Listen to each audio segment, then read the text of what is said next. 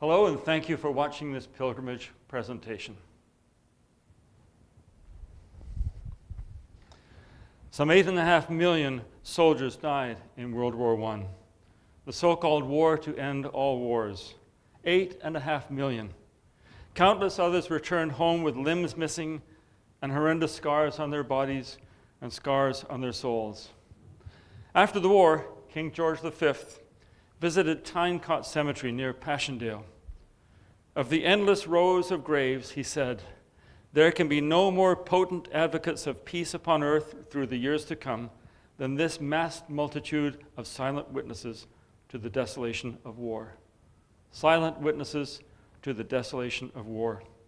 For 2 unforgettable weeks this past July, as part of the Legion's pilgrimage of remembrance, I saw many of those monuments and cemeteries, those silent witnesses, not only of World War I, but also of World War II.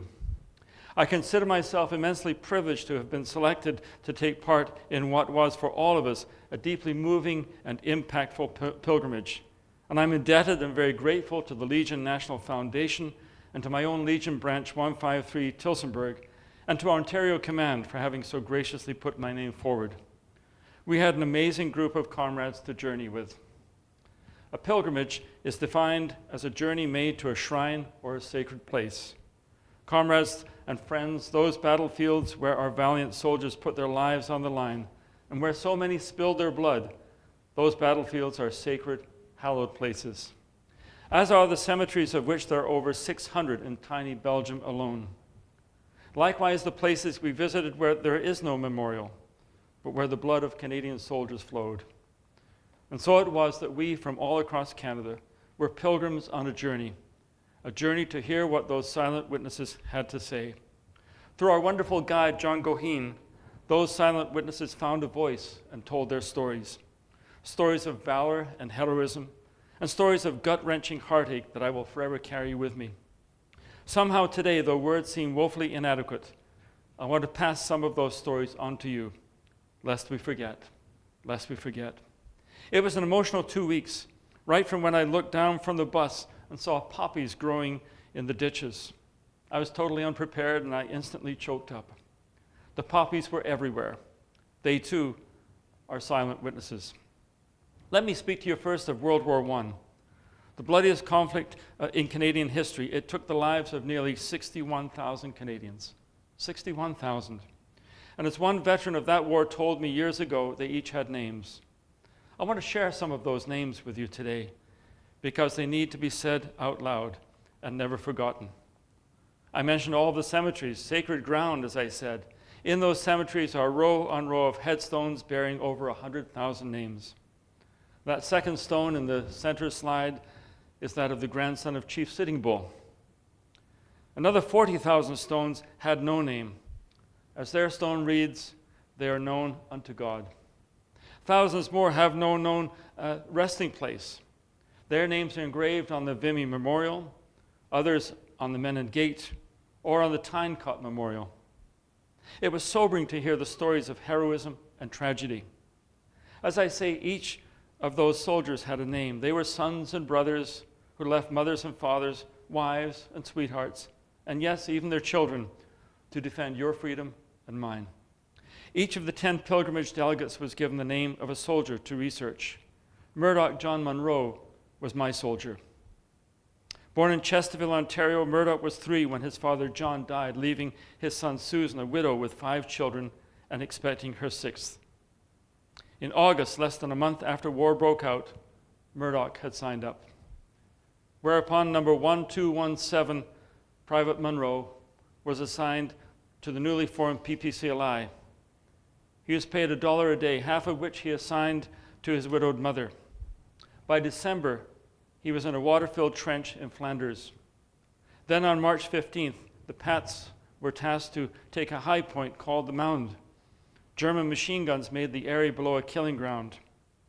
That day, Allied forces lost 700 men. As these papers testify, Private Munro was one. The Patricias eventually captured the Mound, but at great cost. In fact, over the course of that war, of over more than 5,000 who served with them, 1,500 never came home. As it says on the regiment's roll of honor, where Private Munro is listed, for a common cause they gave their lives. For themselves they won the crown that never fades.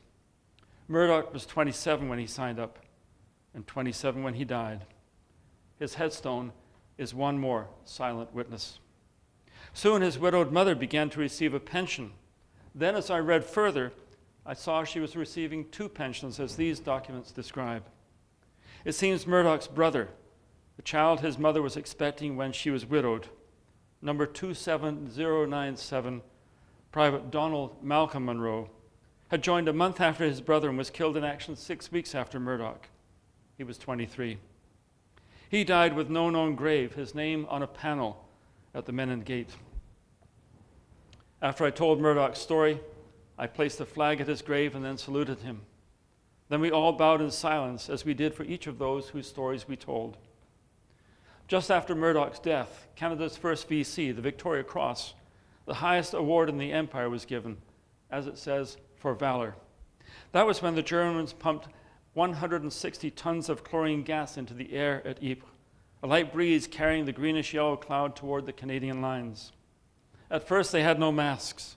One account says they were coughing and bleeding and dying all over the place. And though General Currie's 2nd Brigade held its ground, they lost 46% of their total strength there, almost half. A desperate plea for help went out as a battery of field guns was at risk of falling into enemy hands. Lance Corporal Fred Fisher stepped up. Fred had turned 18 the day before the war started. 2 weeks later, instead of returning to his studies at McGill, he signed up with the Black Watch.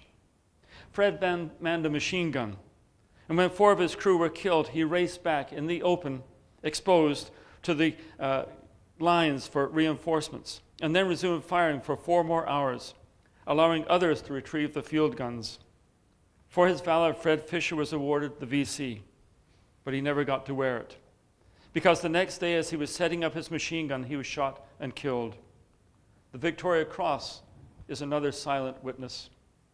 Corporal Fisher's body was never recovered. He's one of 27,000 Canadian soldiers for whom there is no known grave. One footnote to this: the Germans thought the position was more heavily defended than it was and failed to press their advantage. And so, as they had at other times and would do again, a small number of Canadians saved the day. We stopped and placed Canadian flags at so many cemeteries that day and along the way. One of those was Tynecott, the one visited by King George when he referred to those silent witnesses. 12,000 Commonwealth soldiers are buried there, over 8,000 unidentified. There are also 35,000 names of missing soldiers inscribed on panels there. And as the inscription above their names says, they are those to whom the fortune of war denied the known and honored burial given to their comrades in death. One of the Vimy battles was Passchendaele.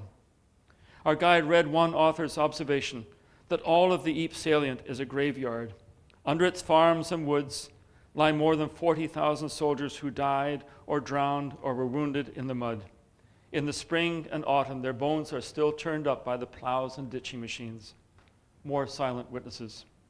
On one pilgrimage, someone asked John about some flecks of white in the soil. Bone fragments. Not long after, they saw a human bone and called the authorities, who would seek to identify the soldier and arrange a proper burial through the Commonwealth War Graves Commission. Silent witnesses, lest we forget. At one spot by a cornfield, John told us about Alexander Descoteaux. A Cree from Saskatchewan, Alexander was the first Indigenous police officer in Canada, having joined the Edmonton Police Force. He'd also run for Canada in the 1912 Olympics.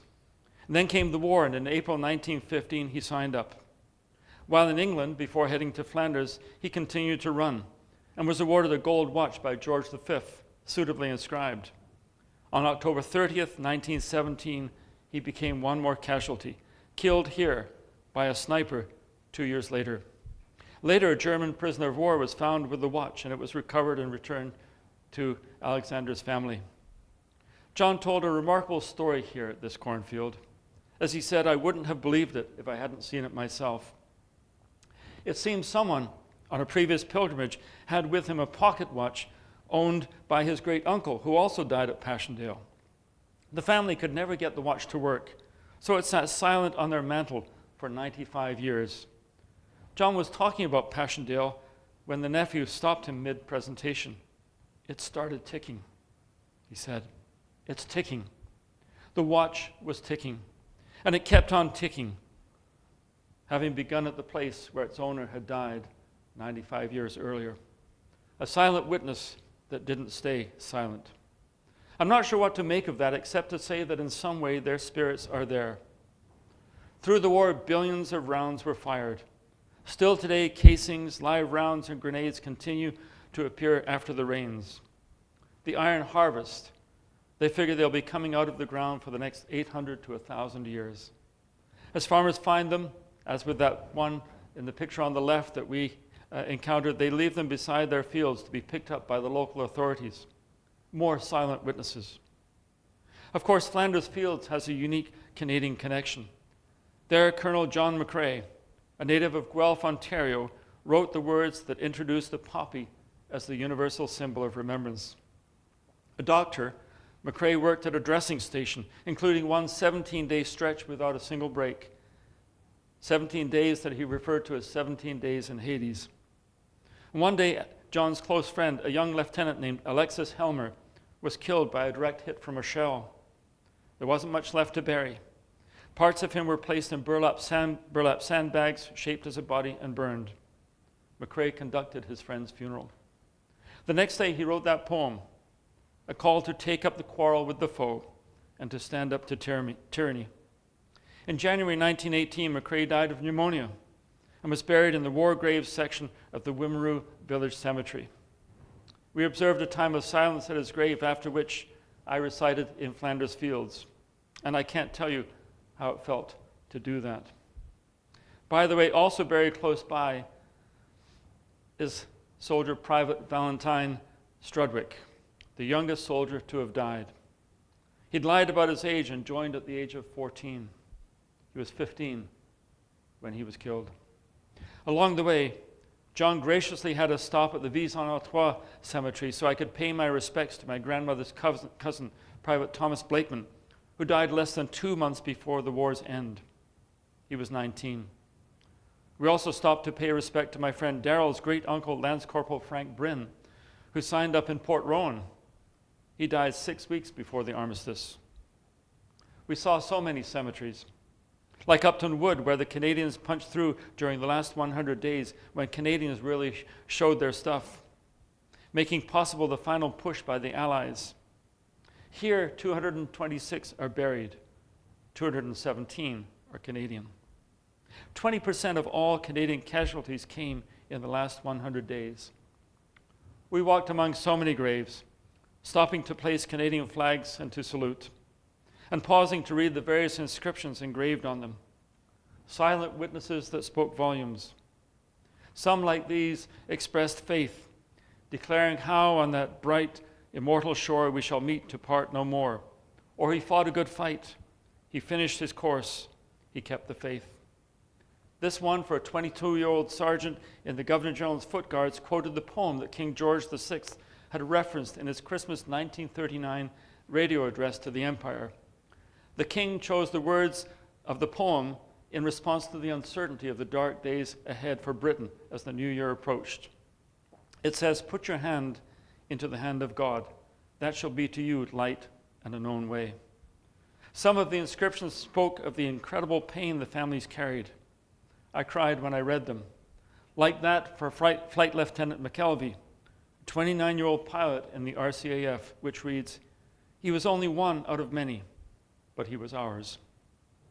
One inscription on the stone for Private Chalmers of the 5th Battalion Canadian Infantry was especially gut-wrenching. It reads, "6 brothers in all answered the call. 1 crippled, 3 killed." So many silent witnesses. I saw many chaplains' graves along the way, like the stone for Reverend Walter Leslie Brown from Peterborough, who landed on D-Day and surrendered. And though dressed as an army chaplain, he was then murdered by Waffen SS soldiers on the spot. The words on his stone, which were repeated on many others, not only of chaplains, echoing the words first uttered by Jesus as his death on the cross approached. Greater love has no one than this, than that he lay down his life for his friends. Of all the monuments and memorials we saw along the way, perhaps the most haunting is the brooding soldier at St. Julien. It truly is a very poignant memorial. Eventually, we made our way to Vimy. A defining event for our nation, the Battle of Vimy Ridge was a triumph and a tragedy. Though 150,000 French and British soldiers had previously fallen in failed attempts to take that ridge, on Easter morning, April 9, 1917, through sleet and mud and layers of barbed wire, and facing overlapping machine gun fire from 8,000 entrenched defenders, the Canadian Corps fought their way up and took the ridge along with 4,000 prisoners. Hearing Vimy had been captured, a French general doubted the report. "C'est impossible," he said. And when told it was the Canadians who had achieved the victory, he said, "Ah, les Canadiens, c'est possible."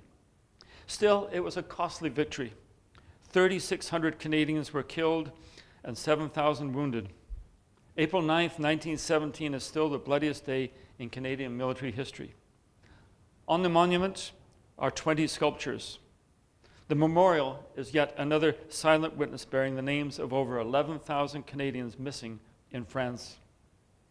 This particular sculpture, looking out over the back of the monument, depicts Canada as a mother grieving for her children.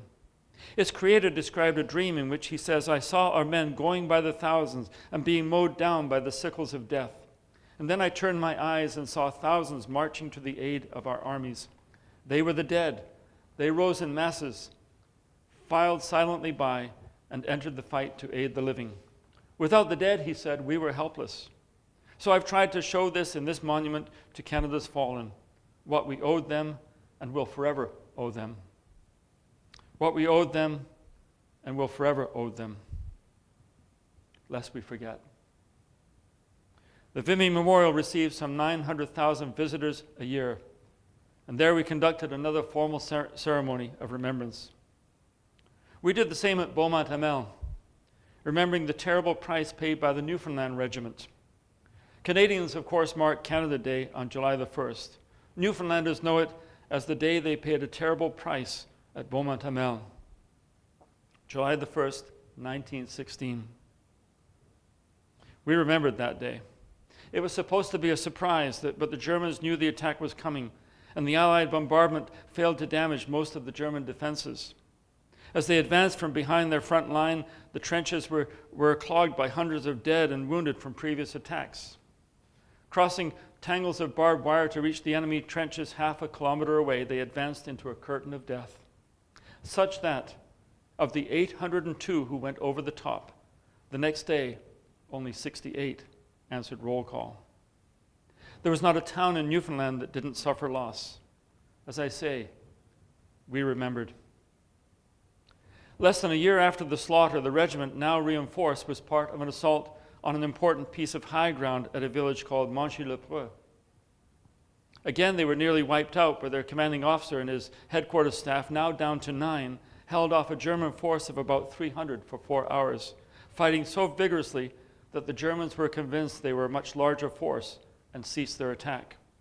And so another caribou stands atop a memorial in the village, another silent witness to the bravery of the Monchy 9. We also visited the Menin Memorial Gate. Inscribed on the Menin Gate are the names of almost 7,000 Canadians with no known grave. And at that gate, every evening for 99 years, every evening except when the Nazis occupied in World War II, traffic is halted both directions as the town conducts a ceremony complete with last post and the act of remembrance. And each evening, upwards of 2,000 people solemnly gather to remember. It was sobering to take part in the ceremony that evening. We also stopped at Cabaret Rouge Cemetery. Over 700 Canadians are buried here, but one grave, the most visited there, is empty. The soldier it held was moved to Ottawa in 2001. The tomb of the unknown soldier is another silent witness. Let me take you now to World War II and Dieppe.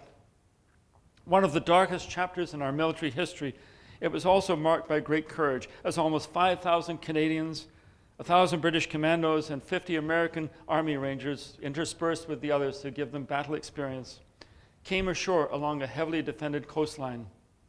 Canadian units included the Essex Scottish, the Hamilton Light Infantry, the South Saskatchewan Regiment, the Cameron Highlanders, the Royal Regiment of Canada, the Fusiliers Montréal, and the Black Watch, along with tanks of the Calgary Regiment in a first ever amphibious assault for tanks. An early version of the Dieppe raid, known as Operation Rudder, had called for 800 heavy bombers and covering naval fire to knock out the big guns that were part of shore defenses, paratroopers to land on the high ground, and the element of surprise. But by the time the raid began, much of that was gone. They were also landed late, losing the element of surprise and the cover of darkness. It also didn't help that they expected to face 1,500 Germans when there were actually 4,000 who had been placed on high alert. And so a few hours after landing, almost 1,000 Canadian soldiers had been killed by the machine guns covering the beach. Another 2,000 were taken prisoner. And the tanks, the stones called turf on the beach, are a mix of hard granite and softer limestone, which caused problems for the tanks, immobilizing them.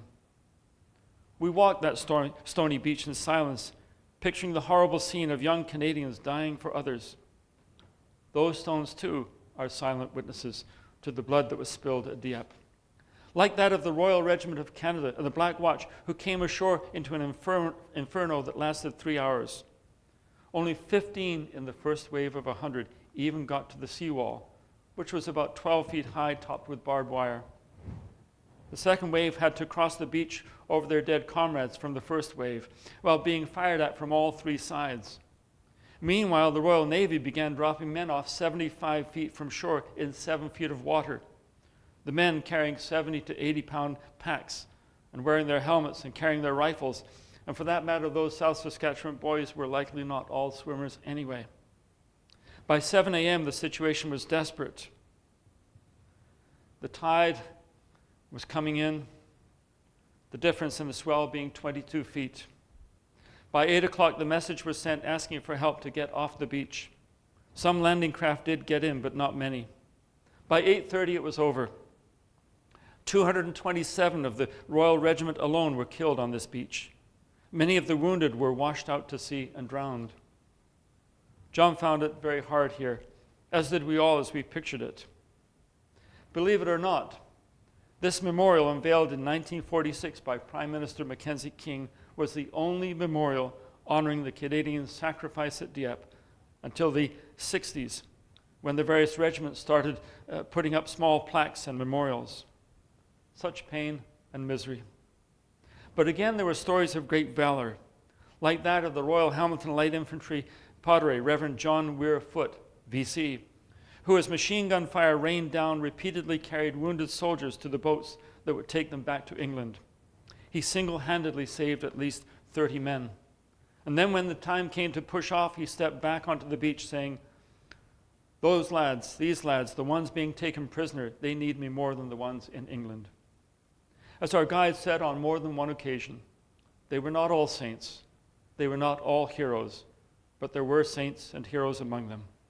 Padre Foote was one of those. He spent the next 4 years in a German prisoner of war camp. Surviving the war, he got to wear his VC. Back on the jetty, we had a moment of silence to honor the many dead and wounded who were washed out to sea. And then our head of delegation, Berkeley, threw a wreath into the sea. We also held another very poignant tribute the next morning. Every time he comes to Dieppe, the morning after we've walked the beach, John goes down to the water's edge at 05:30 and there offers a toast to the men who came ashore 81 years ago. We joined him in that toast, offering thanks in the early light for those who counted not the cost that we might live free. The Allied invasion of Normandy on June 6, 1944 was different. There on D-Day, 156,000 men would land on 5 beaches along the coast, the Canadians on Juno Beach. Canadian paratroopers would also land behind German lines. It was the largest seaborne invasion ever. More than 14,000 Canadian soldiers landed or parachuted into France on D-Day.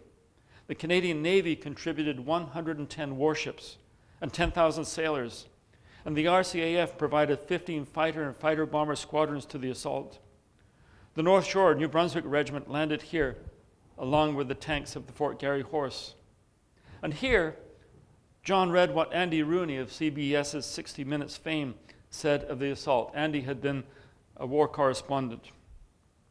He wrote, "There have only been a handful of days since the beginning of time on which the direction the world was taking has been changed for the better in one 24-hour period by an act of men. June 6, 1944 was one of them. What the Americans, British, and Canadians were trying to do was to get back a whole continent that had been taken from its rightful owners and whose citizens had been held captive by Adolf Hitler's German army. It was one of the most monumentally unselfish things one group of people ever did for another." Rooney also stated that as a pacifist, he at one time had been opposed to the war, but what he later saw in the Nazi concentration camps made him ashamed that he had ever opposed the war. Folks, that was why Canadians were there from the outset, because evil cannot be allowed to wreak its havoc unchecked. We also visited Pegasus Bridge, as seen in the movie, The Longest Day. A strategic bridge crossing the Caen Canal. It was taken by 2 British paratroop brigades, which included the Canadian 1st Paratroop Battalion. In all, 150 men landed silently, undetected in 6 gliders, just after midnight on June the 6th, hours ahead of the main invasion. Their job was to take the bridge and hold it until forces came from the landings. They took the bridge in 35 minutes. Meanwhile, once the main invasion was underway, the North Shore Regiment moved inland to their next objective, Tyville. What ensued was a very nasty fight that seldom gets mentioned. Only after 6 hours of fighting did the regiment take the village, suffering 125 casualties, including 34 deaths. One of those was Major Archie McNaughton. After serving in World War I, he'd returned to New Brunswick, where he farmed and taught Sunday school. And when World War II started, he re-enlisted and became a company commander. When D-Day came at the age of 43, he was older than most, and he was offered reassignment. He opted to lead his company. In a letter to his wife just before D-Day, he wrote, "Don't worry if you don't hear from me for some time. This may sound very blue, but I am feeling rather lonely tonight, and I know what is ahead." Early on D-Day, Archie was shot in the hand but didn't seek medical treatment. As another officer remarked, Archie's only concern was for the boys he had lost on the beach and in the town. He mentioned them all by name. Archie was killed in that courtyard in the center in Tyville. He was buried at Benny-sur-Mer. And we held our first formal ceremony there. His death, they said, was deplored by every man in the North Shore. Archie McNaughton was the oldest Canadian to die on D-Day. Later we heard how on July the 25th, the Black Watch were tasked to take a German position on high ground at a place called Verrières Ridge. With their CO killed and their deputy commanding officer out of action, and without the cover they were supposed to have, they received the order to proceed and take the high ground just behind the trees, as you see in the picture. And so rising as one, they began to walk up the hill. The enemy, with their artillery, dug-in tanks and machine guns behind those trees, mowed them down. By day's end, of 320 who started up the hill, only 15 were unhurt. 112 were dead, the rest wounded and or taken prisoner. As Canada's Army historian, Colonel C.P. Stacey, said of Verrières, "Well may the wheat and sugar beet grow green and lush upon its gentle slopes, but here the best blood of Canada was freely poured out upon them." Indeed it was. To stand on that hillside, where, by the way, there is no monument or memorial today, to stand there and then to walk to the top was so very sobering. Can I tell you something? As we went from site to site, I kept realizing that my cheeks were wet. I hadn't realized that I was crying. Tears can also be silent witnesses to the terrible waste of war and to the atrocities of war, like the murder of 150 Canadian prisoners by the SS. At Abbey Dardenne, 20 Canadians who wouldn't talk under interrogation were brought to the archway, which you see in the pictures, the archway in the corner, past which there are stairs leading to the garden. One by one, they were ordered up the stairs and then murdered. Knowing what awaited them, each shook hands with his comrades before heading up to where his fellows' bodies lay. Forensic evidence after the war shows 6 were killed by crushing blows to the head with a pickaxe. Others were shot in cold blood. After the war, the Vico family that had cared for the abbey returned the next spring. Madame Vico noticed her garden had been disturbed. The snowdrops she'd planted in such an orderly fashion were coming up in random fashion. Her son checked it out and found the bodies. Later, the family created this memorial where we read out each name and repeated the act of remembrance. Her garden is now in the shape of a snowdrop. One more silent witness. The pictures were added later. Fourth from the left is Charles Doucet, a Mi'kmaq who was treated extra horribly because he was indigenous and therefore despised by the Nazis. Friends, that was why we had to stop them. As the famous quote says, the only thing necessary for the triumph of evil is for good men to do nothing. We also stopped by the field where SS General Monk had 40 more Canadians sit. And a Canadian officer, knowing German, heard the officer's instructions to his men and said, "They're going to shoot us." Then he quietly advised those in the outer circle, when the firing starts, make a run for it through the wheat field toward the Canadian lines. 5 did just that. They made their escape and survived the war. As John observed here too, there is no marker or memorial to say that 35 Canadians were murdered here. The wheat field and a sheaf of wheat that I brought back with me are the only silent witnesses. Then there was the Chateau d'Audreuil, where the SS machine gunned another 21 Canadians. After the war, a servant who had watched from the kitchen window told the authorities where they'd been taken into the woods for execution. The bodies that had been dumped there were then recovered and given proper burial.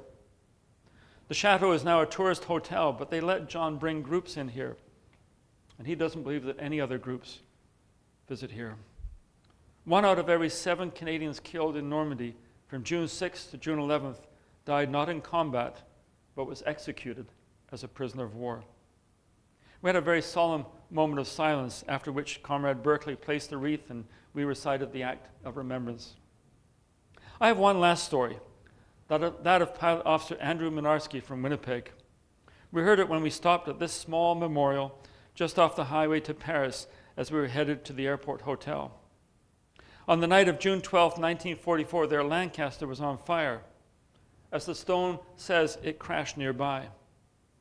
They'd been told to abandon the plane, but Minarski saw that the tail gunner, Pat Brophy, was stuck in his turret. So he made his way through the flames to try and free his crewmate. And when Brophy realized it was no use, he told Minarski to save himself. Reluctantly, Minarski stepped back, saluted, turned, and jumped, his chute and his clothing all on fire. Found by the French, he died shortly after from his burns. Miraculously, Brophy survived the crash, which is how we know what happened. Pilot Officer Minarski was awarded the VC posthumously. 42,000 Canadians died in World War II. 17,000 were aircrew. 10,000 in Bomber Command, whose members had a 51% chance of being killed. And 40% of Bomber Command was Canadian. We noticed that the memorial had no flag, but I had been carting one around in my backpack for the whole pilgrimage. And so with a bit of ingenuity and some zip ties, our team was able to fasten the flag to the pole, trim the overhanging maple, step back, and salute. Then it was on to the airport, taking with us the stories and the emotions, determined to let all those silent witnesses tell their stories. I thank you for letting me tell mine. Comrades and friends, again to quote our guide, they were not all saints, they were not all heroes, but there were saints and heroes among them. Remember them and remember their achievements, lest we forget.